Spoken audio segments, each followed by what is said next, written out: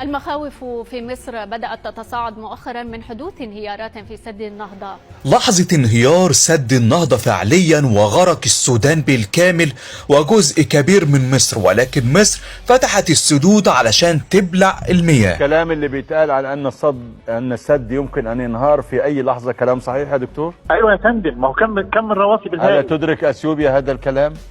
المشهد اللي قدام حضراتكم بعد الملء الرابع لدرجة ان المياه بقت تنزل من فوق سد النهضة غصب عنهم وتصل الى نهر النيل في مصر. متابعينا الاعزاء، زي ما انتم شايفين ده المشهد النهائي لسد النهضة، ولحظات انهيار سد النهضة مش كلام، ده موقف فعلي وهيحصل بالفعل. سد النهضة اللي قدام حضراتكم هينهار بالشكل اللي باين قدامكم ده، وهيتم غرق السودان فعليا بناسها باهاليها بالناس كله، واثيوبيا ساكتة.